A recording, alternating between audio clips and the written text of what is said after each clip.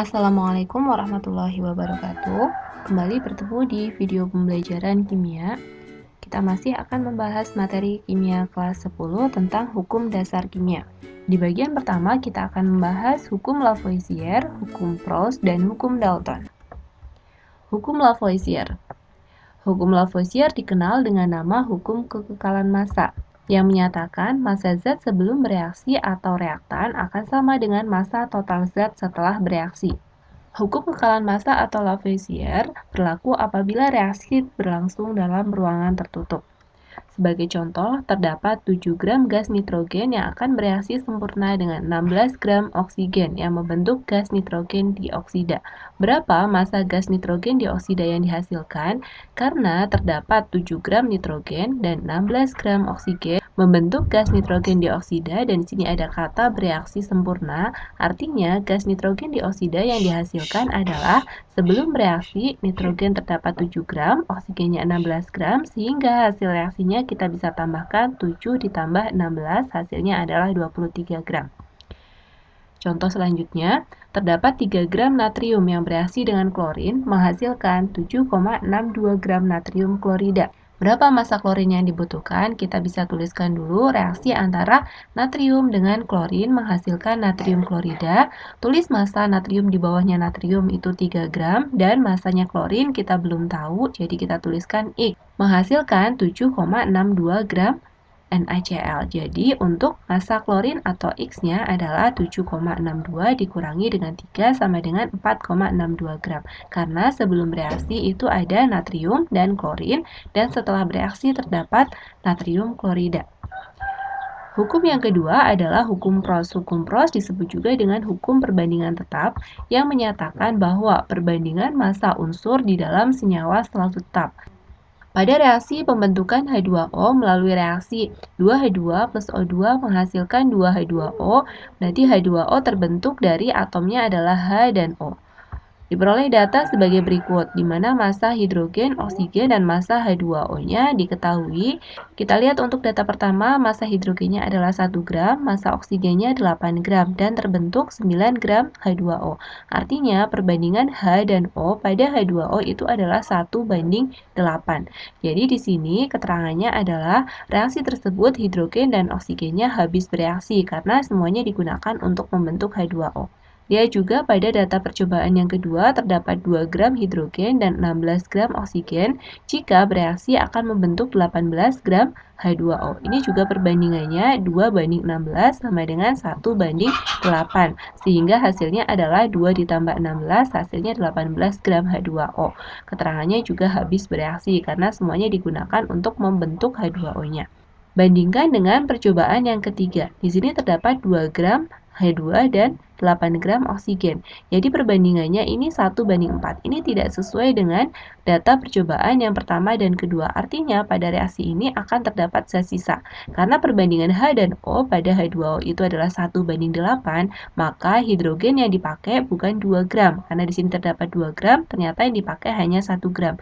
Jadi di sini tetap perbandingannya 1:8, tetapi terdapat kelebihan dari hidrogennya sebanyak 1 gram. Jadi H2O yang terbentuk juga bukan 2 ditambah 8 hasilnya 10 gram, tetapi 9, karena di sini untuk hidrogennya dia sisa yang bereaksi hanya 1. Kemudian untuk data percobaan keempat, terdapat 2 gram hidrogen dan 20 gram oksigen. Perbandingannya, ingat ya, perbandingannya 1:8. Jadi kalau dibutuhkan 1 gram, butuh 8 gram oksigen. Jika 2 gram hidrogen, maka butuh 16 gram oksigen. Artinya, dari 20 gram ini yang dipakai untuk bereaksi itu hanya ada 16, berarti terdapat 4 gram oksigen yang tersisa. Jadi sisanya adalah 4 gram, dan yang terbentuk adalah 2 ditambah 16-nya yang bereaksi, berarti ada 18 gram oksigen. Ingat, perbandingan massa unsur atau atom di dalam senyawa selalu tetap. Jadi bisa disimpulkan pada percobaan tersebut perbandingan H dan O yang terbentuk pada molekul H2O itu adalah 1:8. Berapa massa H dan O yang dibutuhkan agar membentuk 45 gram H2O? Nah, di sini yang diketahui itu adalah H2O-nya. Bagaimana cara menentukannya? Kalian lihat tadi perbandingannya antara H dan O itu adalah 1:8, berarti H2O yang terbentuk itu adalah 9 bagian ya. Ini H2O-nya berarti ada 9.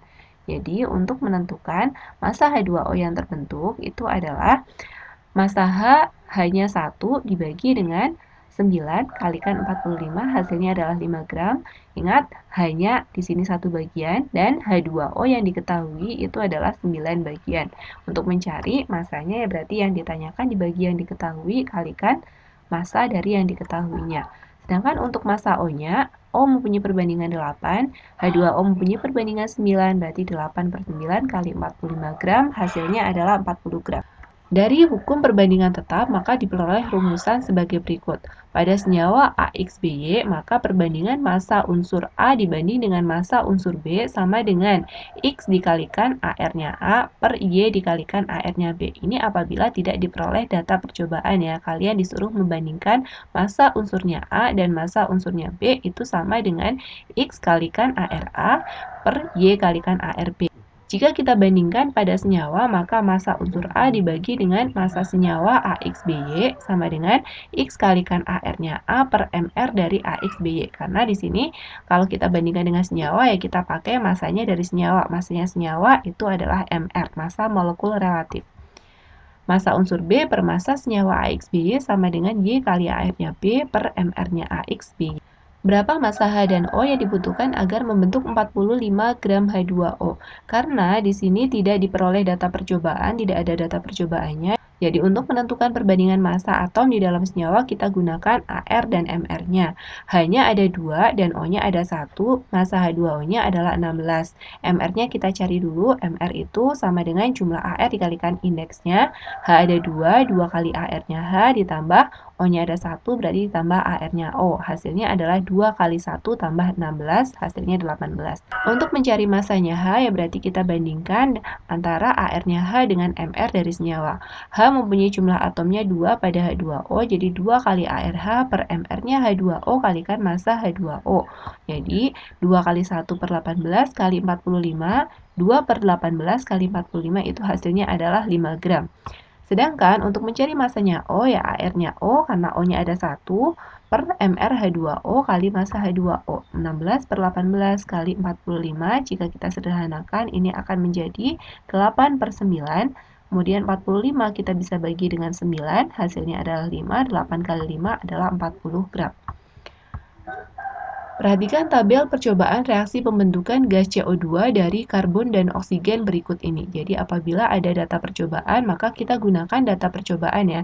Berdasarkan tabel perbandingan massa C dan O dalam senyawa CO2 adalah, nah berarti di sini kita cari massa C dan O yang dia menghasilkan CO2 dan habis bereaksi. Artinya jika kita jumlahkan akan sama dengan zat yang terbentuk. Kita lihat data pertama. C-nya 1,5, kemudian O-nya adalah 4. Jika kita jumlahkan hasilnya adalah 5,5. Berarti data ini sudah tepat. Nah, ini untuk menentukan massa C dibanding dengan massa O yang kita gunakan data yang sudah tepat ini ya. 1,5 dibanding dengan 4. Berarti kita lihat C dibanding dengan O, maka akan menghasilkan 1,5 dibanding dengan 4. Kita bisa bagi setengah ya. Jika kita bagi setengah akan menjadi 3/8. Jawaban yang tepat untuk soal tersebut adalah yang D. Hukum yang ketiga yang akan kita pelajari pada hukum dasar kimia adalah hukum Dalton.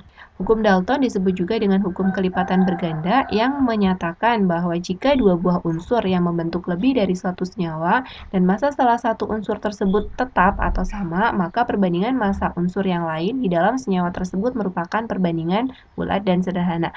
Kita lihat, ternyata ada beberapa unsur yang dia apabila bergabung dengan unsur lain membentuk lebih dari satu senyawa. Sebagai contoh, kita bisa lihat untuk C. C apabila bergabung dengan O, ini dia bisa membentuk CO, bisa membentuk CO2. Ini merupakan senyawa yang sesuai dengan hukum Dalton. Misalkan di sini terdapat senyawa 1 dan 2 yang terbentuk dari H dan O. H dan O dapat membentuk dua senyawa, di mana massa H pada senyawa 1 adalah 12, massa O pada senyawa kedua adalah 16, dan massa H pada senyawa kedua adalah 12, massa O pada senyawa kedua adalah 32. Jika kalian disuruh menentukan perbandingan massa O pada senyawa 1 dan 2, maka yang dibuat tetap adalah massa H-nya.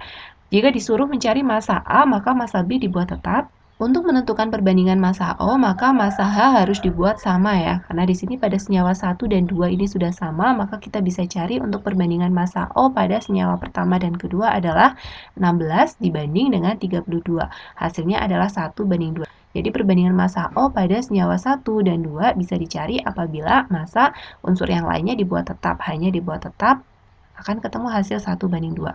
Bagaimana jika kita mau menentukan perbandingan massa H pada senyawa tersebut ya? Maka massa O-nya harus dibuat tetap.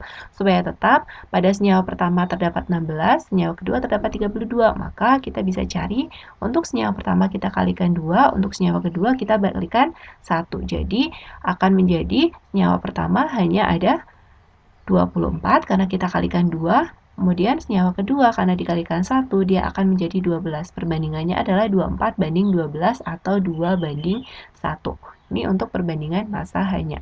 Pada contoh yang kedua, diketahui reaksi belerang dengan oksigen yang membentuk senyawa 1 dan 2 dengan komposisi sebagai berikut. Pada senyawa 1 terdapat belerang 50% dan oksigennya 50%, sedangkan pada senyawa kedua belerangnya hanya terdapat 40% dan oksigennya 60%. Jika kalian disuruh menentukan perbandingan O pada senyawa 1 dan 2, maka O bisa dicari apabila belerangnya kita anggap sama ya. Untuk menentukan perbandingan O pada senyawa 1 dan 2, maka unsur selain O pada senyawa tersebut kita harus anggap tetap ya. Karena di sini selain O ini terdapat belerang, belerang itu adalah S, maka S-nya harus kita samakan. Jadi 50 dan 40 supaya sama, maka pada senyawa 1 kita kalikan 4 dan senyawa kedua kita kalikan 5. 50 kali 4 200, 40 kali 5 200. Sehingga jika dikalikan maka perbandingan oksigennya 50 dikali 4 itu 200, dan untuk senyawa kedua kita kalikan 5, oksigennya 60 kali 5 itu 300. Jadi perbandingan O pada senyawa 1 dan 2 adalah O pada senyawa 1 200, O pada senyawa kedua 300, hasil perbandingannya adalah 2:3. Demikian penjelasan mengenai hukum dasar kimia di bagian pertama. Semoga bisa dipahami. Jangan lupa untuk berlatih latihan soal. Wassalamualaikum warahmatullahi wabarakatuh.